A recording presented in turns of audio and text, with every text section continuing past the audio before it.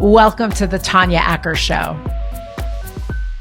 The state of Florida recently banned a number of math books because it said that those math books represented an effort to indoctrinate students. And I invited a Florida state representative on to talk to me about the ban because I thought that the ban is interesting, not just in and of itself, and what's at stake at that fight is not important. Not just because it's kids and kids in schools, and we need them to all be educated and literate.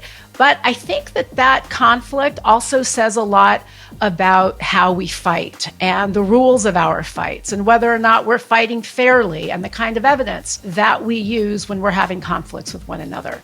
It's inevitable we're going to have those conflicts. We should have some of those conflicts, frankly. Our conflicts are how we often get to a better place. But I also think we have to have some rules. And I think that examining how we engage with one another on some of these issues might show us how to do it better, frankly. Look, we're never going to all get along, but we can at least fight fair. Here I am with Florida Representative Anna Eskamani. We're talking about the Florida ban on math books. But again, I think there are implications for some of our other disputes with one another. Hope you enjoy. Welcome to the podcast, Representative Anna Eskamani. Thank you for being here today. Thank you so much for having me.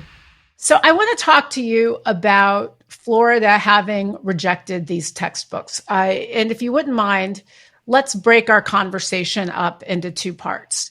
Part one is whether or not these are books that advance the cause of math. And part two is whether or not the state overreached in rejecting these textbooks. Let's start with part two first, because you've said that by rejecting these textbooks, the state is itself trying to indoctrinate students. What did you mean by that? We see the state of Florida under the now leadership of Governor Ron DeSantis attempt to dictate conversations on identity, conversations on history, and it's not the first time they've done this. In fact, during the 2022 legislative session, several bills that kind of fall under the banner of culture wars were filed and progressed, including the censorship of conversations on race and history, including trying to eliminate any type of conversation to identify the fact that LGBTQ plus people are real, alongside efforts to expand this type of censorship into the private sector and into higher education. So there's been a constant pattern of Florida politicians and the Department of Education doing this. So this is not happening in an isolated vacuum. It's one of many.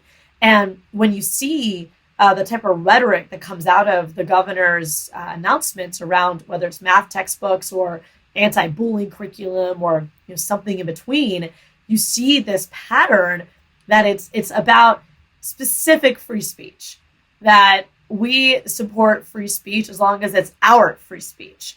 And even recently, when the governor signed House Bill 7 into law, this is the omnibus anti-CRT bill, even though there is no CRT taught in any Florida school, he had several children standing around him holding signs that said, CRT with an X over it. I just want to be clear, when you say CRT, you're referring to critical race theory. I am. Thank you for that flag. Yes, critical race theory. So there was a press conference with the governor surrounded by children holding signs that had the acronym CRT and an X over it. And these are children 4, 5, 6 years old, many who are kids of color, and they have no idea what the sign means or what they're doing. And that is just one of the worst examples of indoctrination. I'm smiling because not only do a lot of people not know what critical race theory is, this was not a part of the public conversation before you saw these attacks on it. I actually studied critical race theory in law school because it's an advanced academic theory. Absolutely. And that's really why I wanted to have this conversation, to the extent we can, to kind of break it down into two parts, because there is, not just in Florida, but we've seen in different states really attacks, if not a real war, on telling stories of people that have not been told before. But there's also math. And I looked at some of the selections that the state put forward. So I'll ask you if these are fair examples. One of them, it's like adding and subtracting polynomials. And then there is a whole section about racism and people testing positive for racial prejudice. And then there's a formula that describes it. I'm going to put this up on the screen after so people can see it. I don't understand how that has anything to do with math. And I say all of this because I believe in implicit bias. I think that there's a lot of data on it. There's a lot of data, for instance, on the fact that young Black boys and Black girls are viewed as much older than their white counterparts. They are not treated as children. I say this as an adult Black woman. People sometimes look at us, and I'm speaking of, folks like me, my skin. People sometimes look at Black women, I speak from experience, and they assume I'm not as smart as I am. They assume that it's okay to talk to me in a certain way. They assume I don't know things. They assume it might be okay to cheat me in a deal. And part of the reason they can't do that is because I know math, like actual math. When I look at these examples in this textbook, I am not convinced that they advance the cause of math. It concerns me in particular because most of the students who are impacted by curriculums that don't teach them the basics are students of color. They are Black and brown students. They are students who are subject to the jurisdiction of public school authorities. And I think they're being given short shrift. So I say all of that to say that I am very sympathetic to making sure that people understand what racism is. I think there's a time for those conversations. I'm not sure that the time is in a math book. So I just said a lot. No, well, I mean, you brought up so many important points. So I first just want to add that, my first time learning about critical race theory was also my PhD program. So I echo your point that it really is a higher ed theory that we learn alongside other theories. And when it comes to theories, either you use it and test something or you use something else. Theories are meant to be tested and tried. It's not meant to be fact. And so to that point of the textbook, so the 4 examples that the Department of Education shared on their website, which I think you're referencing, there's a disclaimer there that's important to stress that these were actually not examples that were necessarily produced from the textbooks that they're examining. They actually said these were examples that came from parents. So it's even hard to know if those are from the textbooks that were recently rejected. Now, I will say the New York Times did an analysis of 21 of these textbooks. They did not find anything about race. One of the textbooks, for example, did profile different historical figures in math, and there was an emphasis on people of color who are often not mentioned in that history. And then there also was a lot of what's called social emotional learning, or SEL. And some of those big anti-CRT voices have also been tying social emotional learning to CRT, which you'll ask any professional, they will tell you they're totally different. The goal of social emotional learning is to help kids navigate stress, especially when it comes to solving math problems, and to just be good team players. Most of the SEL curriculum is for the teachers, not the students. So it might be in the instructional manual. And it's actually really unsettling to think that social emotional learning is now controversial, because after the Parkland shooting in Florida, SEL was emphasized by our school districts, by the state, as a means to help kids stay safe and to help teachers detect children who might need a little bit extra attention because they are navigating stressful environments, either in a classroom or at home. So there's like this complete 180 when it comes to what we consider to be appropriate content within our educational materials. And so much of it is very much garnered in what I would say is misinformation. I think that there are parents who are very well-meaning and wanting to understand, what is in a math textbook, and this is an opportunity for them to engage in that process. But unfortunately, so much of it's gotten lost in what are people who have a lot to gain in creating division and disparities. And I agree. I think one of my biggest concerns is that the kids who actually lose out on this are the kids who are already marginalized, the kids who don't see themselves in our textbooks and deserve to be able to, have that representation while also learning the basic components of mathematics. I want to make sure, though, that I go back to a point you made, which is that the example that I used and some of the examples that the state of Florida is putting forward as to what's objectionable in some of these textbooks, your point, if I understand you correctly, is that the examples they're putting forward are not necessarily examples from the books that have been rejected. So that when the Correct. state said we're rejecting these textbooks, it's not necessarily because of the lesson on racism and the chapter on polynomials. Well, I mean, just reading the disclaimer straight from their website where these 4 images are shared, it says, based on the volume of the request the department has received for examples of problematic elements of recent reviewed instructional materials, the following are examples provided to the department by the public and presented no conflict in sharing them. These examples do not represent an exhaustive list of input received by the department. The department is continuing to give publishers the opportunity to remediate old deficiencies identified during the review. And to that point, some publishers don't even know why their books were rejected. And they do have the opportunity to appeal, and many have said they will. But there's, this claim that there's indoctrination in our textbooks at this point really hasn't been well verified by the department. And when you look at these textbooks, I think that that there are going to be legitimate academic standards, to your point. And this is very common because Florida did change their standards. We have now what's called the best standards. And anytime you do a dramatic shift in just the academic goals, it can lead to high rejection rates.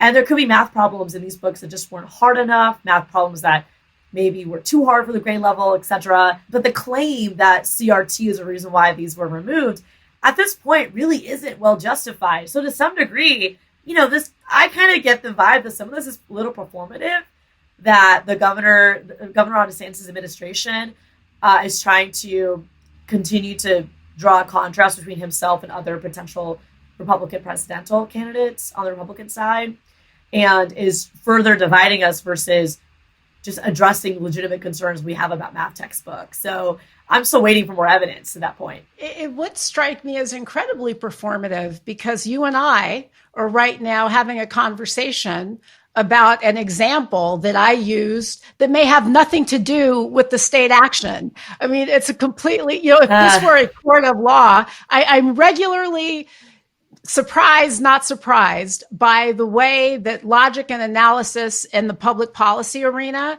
takes a completely different track than you do in court. Because if you presented evidence in court to prove a point, and then the other side was like, yeah, except this, fact had nothing to do with the case, the judge would say you brought up something that was entirely irrelevant. So these examples that the state is citing may be entirely irrelevant because we still don't know if they are the reasons why the state rejected these books. Right. The state's putting these examples forward to say, here's what parents told us.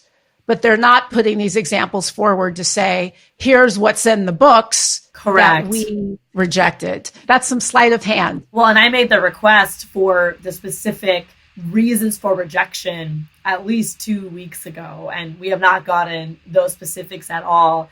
And just to give another example of one of the textbooks that was rejected, and again, we're purely speculating of why these decisions were made because the department has not even released those specifics to us.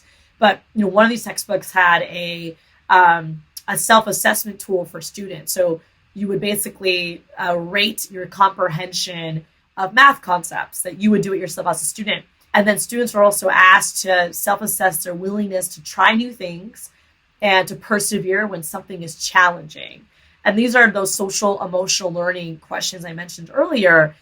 And that's what these, anti-CRT people have an issue with. Like, it's not just conversations on race. They don't even want any type of reflection or team building exercise or identification of emotions.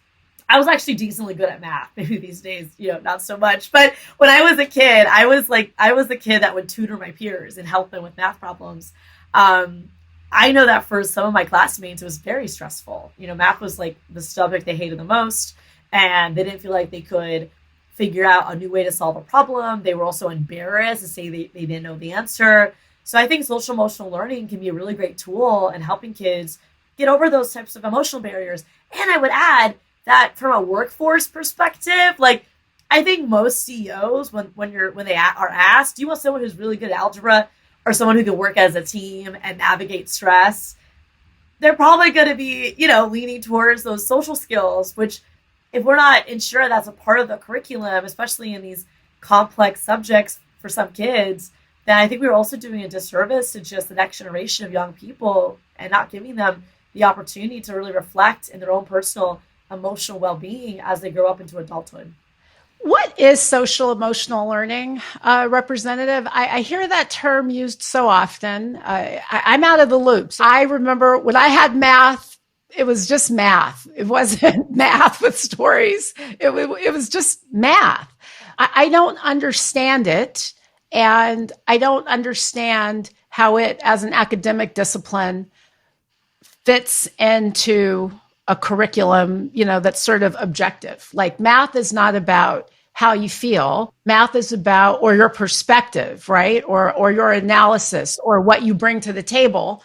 Math is just about as objective as it gets. So help me understand what social emotional, what is it? What is it? Social emotional learning. Yeah. Social emotional learning. How does that apply in the context of an objective discipline like math? For sure. I mean, in full disclosure, I don't consider myself to be an SEL, social emotional learning expert either. But what I do know is that it is an effort to allow for students of every age bracket, by the way, students in any field and every age, to develop self-awareness, self-control, and interpersonal skills that are vital to be successful in a classroom, in your work, your job, or in everyday life.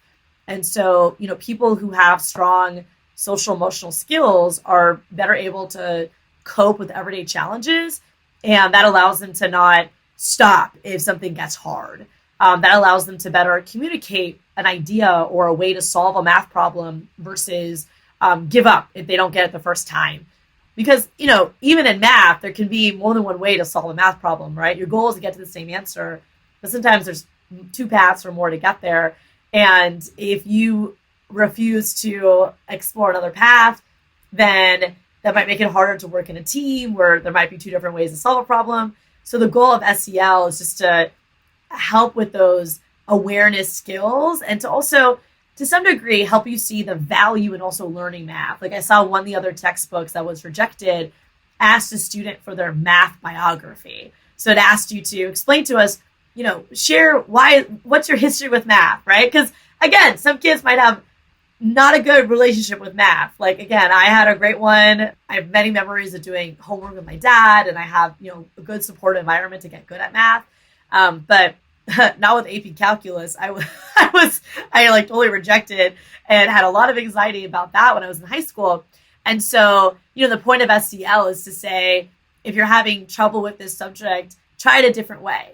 And it's okay to try it a different way. And so it still maintains objectivity of solving the math problem, but it also creates a space for an identification that for some people, this might be anxiety causing. For some people, it might be difficult to work in a team. And it just tries to encourage that type of growth. And it helps a teacher be thoughtful to those dynamics as well. So that if a kid is having trouble with the math problem, it might not be because they're not good at math. It might just be that there's something else going on that they don't see a path forward, or they give up really easily. So you're just trying to build that resiliency with that kid, at a young age where it'll benefit them long term. I saw some statistics recently out of Florida that students post-pandemic were testing not as well as they had before, and some of the basics being math, science, reading. Have we gotten too far away from those basics, Representative? And again, I say this with many, many disclaimers. I'm not raising young people. Right. I'm not an educator, and I know that there are people who are much closer to this issue than I am who can speak to what works.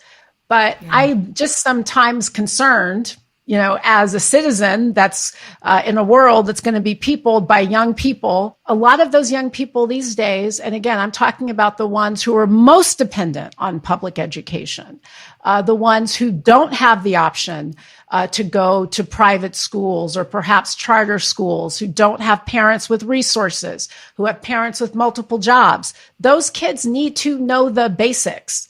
And they need to have the discipline to learn the basics so they can be competitive with those other folks from all over the world who are coming here, getting an education and taking that educational capital back to wherever it is they came from. Our kids, I think are being shortchanged. Yeah. Yeah. Am I overly worried, do you think? Because I don't really think I am. No, I don't think you are. And I think the problem is definitely multifaceted, because remember, as we're having this conversation, there's also been a huge an exodus, I should say, of teachers from the field of teaching. And a lot of this is due to not being paid a wage they can actually live on. Also, a lot of these culture wars are just creating fatigue. As an educator, you have so many boxes to check off. And now to be worried about, if I, have a pride flag in my classroom, or if I, defend a kid who's being bullied, or identify the fact that I have a same-sex partner, like that can now get you terminated in different schools, right? So it's just very overwhelming for educators, on top of the responsibilities of keeping kids informed and safe. In a state like Florida, where unfortunately we've had these really horrific mass shootings, whether in public spaces or in schools, teachers are having to kind of be everything, right, for kids. And that is pushing really good teachers out of the field, which at the end of the day will impact the students. And so I think we need to get back to basics in a way of, like, don't fall for culture wars. Like, these are not, so much of this is like manufactured debates that are tapping into legitimate concerns that parents have, but in a way that's more destructive than constructive. And it's demonizing educators versus embracing them and the incredible work that they do and helping them be better at their jobs. I think when we're always teaching towards tests, which is a big issue in Florida, we have hours and hours of tests at a county level and at a state level.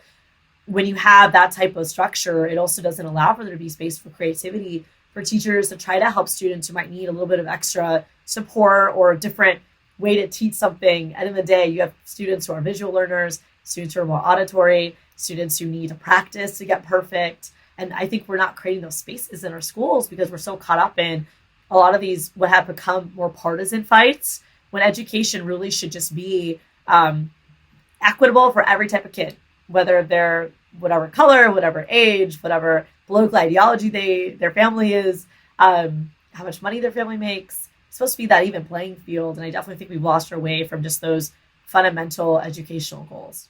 It's a leveler. Education is a way to level the playing field. Everything that I have in my life, I have because of the education that my parents insisted that I get. Absolutely. They were very working class. I know that you're the daughter of working class Iranian immigrants. You know yourself what it is to be able to benefit from the great educational resources in this country. So let me ask you this, Representative. These examples that the state put forward, examples that they say were provided to them by parents, I haven't verified that these examples actually exist in any textbook anywhere. Have you or anyone in your office? Are we just talking about some red herring? Yeah, we have not been able to confirm at this time. We're trying, but it's like 40 some textbooks and we don't have clear access to every one of them. So we're trying to confirm. And I've been reading, local reporting, and the New York Times did not cite any of these examples. They provided some of those other social emotional learning examples. But I will say, one of the other areas that I suspected was causing tension, and, this is to be proven or not, is any conversation about race also being canceled, in the way that if we are looking at statistics, and statistics is all about understanding the world around you. And that can include statistics around disparities around race, disparities around income, disparities around gender. It can be a breakdown of the religiosity of a community and the different religious diversity in the community. one of my concerns with the direction that the state of Florida is going with some of this rhetoric is that, are you trying to eliminate like even the study of these issues? Because again, the whole goal of math is to solve problems. And I would argue that if there's a group of people who are more likely to have access to healthcare than others, we should understand that. And we should then find a way to solve that. So I do think one of my other concerns around this pattern, if you will, is that we're also rejecting like any fact-based, evidence-based information that students could analyze and provide insight. But because it might intersect with a conversation of race, then now we don't think that's appropriate in a classroom setting, which I would argue is actually really important. And it's a part of learning history. It's a part of learning who we are and what we can do better as Americans. So that's one of my other concerns that I have. The example that I mentioned, if it did come from an actual textbook somewhere, then I would submit that this is a situation where a whole lot of things are true at the same time. Because I don't think that bit belongs in a math book. Like, just me. If I had a kid in school, I'd want my kid learning some math, because that child would be a child of color. And the best way you can make sure that people don't get one over on you, especially the bigots, is to make sure you know some stuff. So I don't love the stuff that I see as in those examples.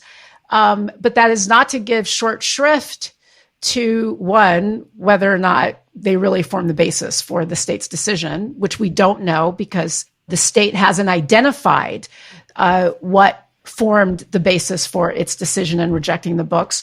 But the other thing that's important not to give short shrift to is that we are in the middle of a moment where certain folks are trying to cancel conversations about race and history.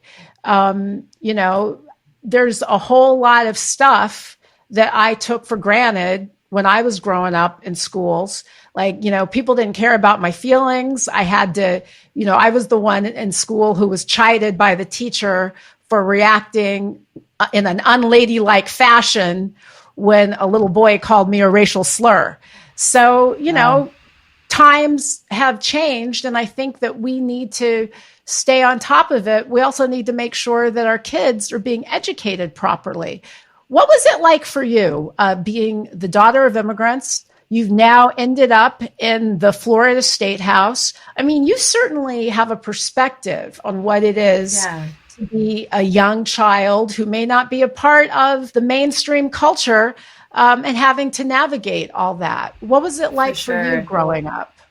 Yeah, I definitely can relate to your personal experience. In my case, it was after 9/11, because my family is Iranian, becoming the target of racial slurs and xenophobic insults and just terrorist jokes. Candidly, that was something that I actually navigated pretty much into my high school years. And, when you get older, you try just to laugh it off and kind of play it off, if you will. But as I've grown into the woman I am today, I look back at that and realize that really wasn't appropriate. And I kind of compartmentalized it at the time. And, I think that there is the Generation Z and this next generation of leaders, they are much more intentional and thoughtful. And I think that it's important to ensure that we are evolving with generations of Americans and meet their needs. And I think building grit is really important. I had that just by default because my mom passed away when I was a kid, so I had to build grit. You had that experiencing racism and having to navigate it yourself, right? So we have to be intentional and make sure that our kids have opportunities to build resilience and build grit. And part of social emotional learning is trying to do that too. It's just to say that if you can't solve a problem, don't give up. Just try solving the problem again and try a different way. But we didn't have, to some degree, I feel like we were already doing that in the classroom, but we didn't have a name for it. And, once something has a name, then it's easier to be targeted and to try to become politicized. Because I do remember, especially helping my classmates with math problems, creating a space where they felt safe to ask me for help. And then also there were moments where I felt pressured as if, because I was one of the smart kids in the class, you feel this pressure where I should know the answer to everything. And even that is like a cocky behavior that is not healthy for a workplace, right? And I had to kind of learn out the hard way because there would be times I remember where I would, kind of nod my head to the teacher, just give off the impression I knew the answer. And then one time she actually called on me and I didn't know the answer. And it was one of those examples of don't fake it, like learn it and be honest and authentic. And again, I think those are skills you learn in the classroom, those soft skills, even if it's not intentional. I think that's one reason why we're in an academic setting. I mean, maybe that's my perspective on it, but I would not be the woman I am today if it wasn't for my public school teachers and for the fact that I could navigate my own trauma in a safe way and build that resiliency despite so many obstacles that were thrown in my direction. Here, here. I was in public school from 6th grade through high school. Representative, before you go, you made another really great point, which is that these culture war conversations are completely distracting from the need to educate our children in a competitive way and make sure that they are ready to inherit the world that we're leaving them. So tell me about what you plan to do in the Florida State House to make life better for the kids in your jurisdiction, because this debate over what may or may not be in these textbooks and banning stuff, this is not advancing the ball. All of this is not advancing the ball. Kids aren't learning. Our kids are being undereducated. They're graduating, unable to compete. So you are in a position where you hold the reins of some power and you've got some ability to help change that. What's your plan? Well, first of all, thank you again for the opportunity to be here.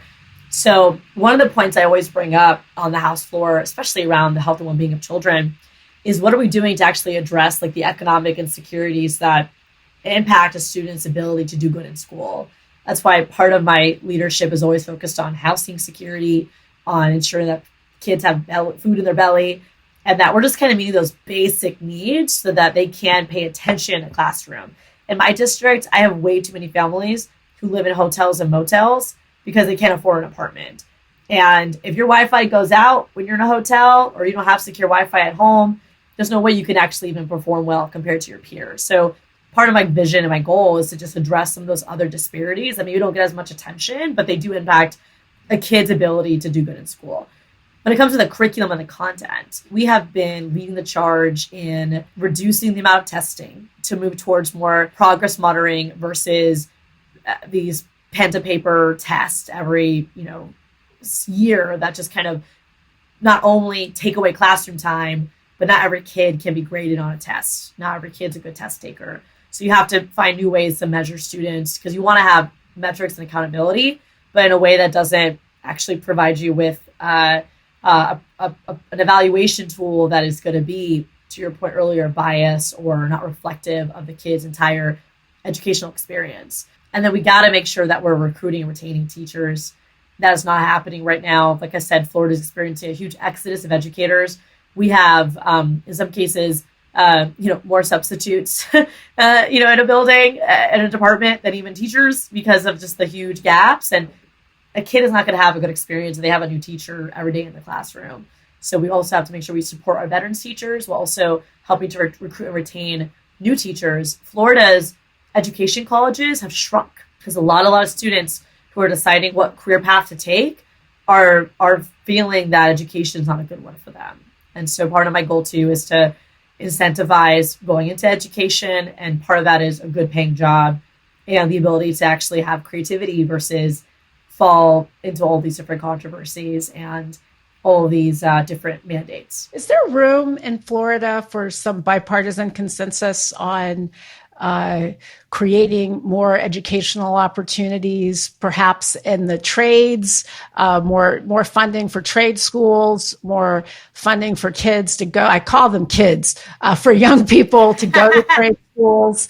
Is there room for Republicans and Democrats to work together on an issue like that? Because I've heard folks on both sides of the aisle in your part of the country say that that's a priority.